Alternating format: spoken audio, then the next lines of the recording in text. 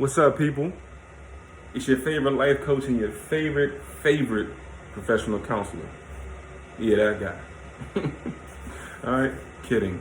You might have another one. I get it. It's a joke, y'all. It's a joke. Can I be one of them now? Can I be one of them? Thank you. All right. Hopefully you can hear me right now. I'm down here in the fitness room, aka the basement. All right. And we got some of the machines going on right now, so hopefully you can hear me okay. We'll see at the end of this video. Wanted to come to you with hopefully a brief video about mistakes, okay? The psychology and philosophy and various ways about mistakes, because I've been reflecting on this, right? As an existentialist who sees things in depth, not just on the surface, in a very mundane way. We see mundane things in a very multifaceted way of depth, right? And quickly, speaking about experiences and reflection, I'm reminded of Neil deGrasse Tyson's educated thought about experience. Because you always hear that, like, oh, experience is the greatest teacher. Experience is the greatest teacher. He had a very interesting thought. He said, experience is not the greatest teacher, but reflection of the experience is the greatest teacher. I thought, I like that. I will submit to that idea. All right. So I was reflecting on this idea of mistakes and boxing, which is something that I'm a novice at. I still consider myself to be a novice boxer, especially when you got people like Floyd Mayweather, Terrence Crawford saying that they're still learning things about the sport of boxing, right? Floyd Mayweather, 15, 16 years as a champion, whenever he fought Canelo on the 24/7 series, he said, I'm still learning stuff about boxing. So somebody 15, 16 years as a champion is learning things about boxing still, and boxing being a very symbolic tool for how to view life in some ways, then yeah, I'm definitely a novice boxer. But to some degree, that's life, right? No matter who we are, all of us are novice students of life. Call yourself a guru, an expert, whatever you want to call yourself, you're a student. Life is so calm. There's so much in this world that we don't even know, can't even explain it. How can anybody truly be an expert on much, right? So therapeutic boxing, being in the spirit of symbolism, existentialism, existential phenomenology, if you will, African-centered consciousness, therapeutic boxing does a very good job of revealing life lessons to us in a very non-combative, but still therapeutic and educational, psychotherapeutic way, right? And one of the things that I was thinking about, as I work with kids, as I work with people, adults too, is that, every week to some degree when we get new clients, we always, like, on the referral forms, in some way, shape, or fashion, it talks about the mistakes that people are making. This person's not going to school. This person's getting into too many fights. This person is arguing with coworkers and is about to get suspended without pay. Whatever it is, people are making some mistakes for whatever reason. Maybe it's just, right? But I'm recalling when I started boxing, maybe 15 years ago now, something like that. And my trainer, he was always big, may his spirit, soul, being well-being, prosper, and healthy next lives. He would always say, keep your hands up, right? Keep your hands up. No matter what you throw, bring them hands back to your face. Boom, back to your face. Boom, back to your face, back to your face. And sometimes me, I would get into the habit of, wanting to be cute, wanting to be pretty, dropping my hand. I'm here, I drop my hand, and he would always say, pick your hands up. Put your hands up. Because he didn't want me to make the mistake, and then go and get tagged, go and get hit, right? You got people in boxing who take their craft seriously. It's very symbolic of life. People in boxing, men and women, girls and boys, watch the tape of their opponents because they want to see what mistakes do they make. What do they do good? What do they do bad? And how can we capitalize off the mistakes that they're making, right? Same thing in life. Even though I've had a lot of training in school to become a professional counselor, one of the best forms of learning about people and behavior is people watching. Just watching people, because you pick up on patterns of people. right? It's going on all the time. Somebody's watching you whether you know it or not. I'm down here in the basement, but who knows? My wife might be around here somewhere right now watching me. She ain't got no reason to. I'm not out here doing nothing crazy, but you know, who knows? She might be watching me. All right, joke. But on a more serious note, you know, people are watching you in some particular type of way, right? And even think about your friends or family, or maybe pretend friends. People are picking up on like things about you, the qualities you have, you know, maybe your personality, maybe things that you, maybe mistakes that you make that they could capitalize off. You know, I've heard people in the streets talk about this constantly. There's so much manipulation and sabotage in the street, from what I understand vicariously, you know, that this applies to that, I guess, world, if you will, just like it applies to other worlds, right? So if you got a boxer, right, you hear Floyd, you hear other, you know, Terrence Crawford, other people of all generations, they say that in order to beat me, you got to be damn near perfect. Because if you make a mistake, I'm gonna make your ass pay. If you make a mistake, I'm gonna make you pay, right? Well, listen, that kind of applies to life, y'all.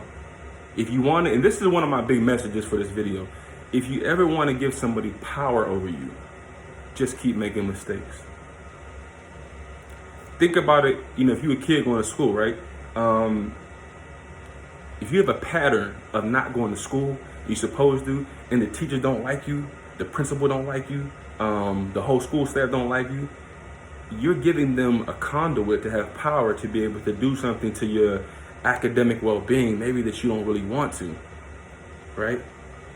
If you're an adult, you got a job, you keep calling off, you keep no-showing, X, Y, and Z, you're making a mistake. You're giving your supervisor, boss, the owner power to have the ability to make a decision that goes against the well-being of your occupational body because of these mistakes that you're making, right?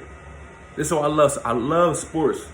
Not because the sport, I was just telling one of my spirit brothers the other day that somebody like Michael Jordan and Kobe Bryant, their career is nothing about sports at all. Their career, as Kobe Bryant says, sports is a metaphor for life, right? I always say everything that happens in the boxing ring happens in real life. That's why it's called therapeutic boxing, because we're picking up on life lessons within the boxing that are very applicable to how people are living, right? I had the opportunity to meet Michael Jordan with other boys whenever I was a kid, teenager. You know, my mom and dad invested in me and sent me to this camp, and he came, and one of the things that he said, if your sport can't teach you anything about life, why play the sport? Why are you even playing? You know, look at his mentality. You talk about the Mamba mentality, and I'm not a big Jordan fan, but I respect the man, for various reasons, obviously. Kobe Bryant said, don't look at what I did, look at how I did it. You hear what he said? Did you hear what he said? He said, don't look at what I did, look at how I did it. He said, that's Mamba mentality. That's existential. Kobe Bryant was surely an existential thinker, whether he knew it or not, right? Again, that's therapeutic boxing. So we could really take from this idea of what does it look like to make a mistake in the boxing ring, what happens, what occurs, and how can we extract the lessons from that and apply it to life? Well, there's many ways. Some I just told you. If you want to give somebody power over you, not just sometimes, yeah, if you want to give somebody a knockout punch to some parts of your life, just keep making mistakes. And you're going to have somebody that's picking up on your mistakes, and this going to deliver you a jab, a right hand or a left hand, maybe even that knockout punch. It can be very dangerous, you know, in all seriousness, okay? One of the people that I'm thinking about right now that this applies to in terms of a symbolic example is Nate Campbell. Nate Campbell was one of the best fighters of his generation about 15 years ago, I think, if I'm not mistaken. And he had a fight. He made a mistake mentally first that had physical consequences. He made a mental mistake that had physical consequences that probably translated into more mental stress, more emotional and psychological, emotional and spiritual stress because of a mistake that he made. Another lesson. Even though we only have one physical body, if you've been following any of my work, you know I teach at minimum the 8 bodies of well-being. Only one of them is physical, so to speak. Mostly the other 7 are non-physical, but they can have physical, they can all become physical. If they get stressed, the stress can become physical, right? Nate Campbell made the mistake in getting arrogant at the wrong time. He did have the fight in the bag from what I remember. He was winning the fight, but I think in the last round, he goes and gets so cocky and arrogant. My man just, you know what I'm saying, puts his chin off there. Go ahead, test that chin. And the dude tested it. And Nate Campbell failed the test. My man's ass hit the canvas and he got knocked out. A fight that he should have, that's the thing, like a lot of these great fighters, men and women, have lost fights that they should have won because they made mistakes. Whether it was one mistake or whether they made those mistakes repetitiously. In a pattern over the course of the fight. That's the danger of you keep making mistakes is not bad, so to speak, as long as you, as they always say, they've been saying this well before I was a kid. They was probably saying this, you know, thousands of years ago. Learn from your mistakes. Learn from your mistakes. People don't want to learn from their mistakes. People get arrogant, like Nate Campbell. You know, think about the pandemic. No matter what you think about it or what your opinion is on it or not, my opinion is, in an existential way, the pandemic has really exposed people not only to COVID, the pandemic has exposed human beings' carelessness and recklessness to making mistakes. Whether you think it's real or not, you know what I mean? Let's assume that it is real. You know, I respect the idea. You know, I'm not one of these people that, you know, I don't disrespect certain energies, right? But you got people who, no matter what they tell you, no matter what they say you do, you got people with the mentality that, oh, I'm going to do what I'm going to do regardless. I'm going to do me. I ain't listening. Ain't nobody telling me nothing. You can't tell me nothing. On that Kanye tip, no disrespect to Kanye. I'm only talking about the song, all right? Only talk about the song, Kanye. I'm not talking about you, brother. All right, but still, you can't tell some people nothing. I've been one of those people. As a kid, Sean, you got a very hard-headed mind. You're very hard-headed, and you know what? They was right. Still hard-headed to some degree, but I like to call it willfulness now. I've learned how to use that same, what they call stubbornness now, as will. You gotta be very careful calling kids stubborn when they're kids, right? Because may not just be stubbornness, it could be will, and you need will in this world. You know what I mean? That stubbornness that they said I had as a kid, that I call will, has suited me very well as an adult, as a man. Now that I have used it in a more healthy and productive way, right? But yes, I definitely had the mentality that, you know what, I know I'm gonna get in trouble, but hey, I'm gonna just take the ass whooping from my dad and my mom, and I just deal with it. And it's a mistake. It's a mistake. And then we want to blame everybody. We want to blame everybody for the mistakes that we made the mistake. Whether we had help or whether we had a reason or not, still a mistake. And mistakes, as Nate Campbell found out, have physical consequences. They could become mentally, emotionally, spiritually again. Respect the danger of unnecessary mistakes that are done repetitiously. You must. All right.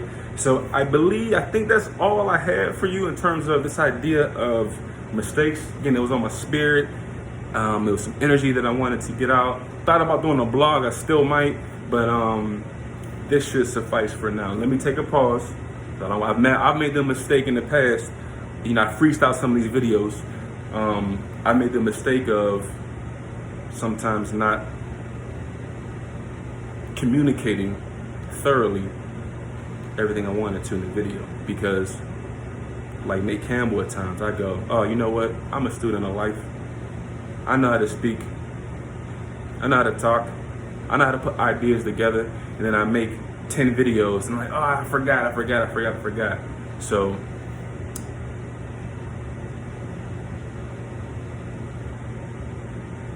I think we're good. I think we're good, y'all. All right.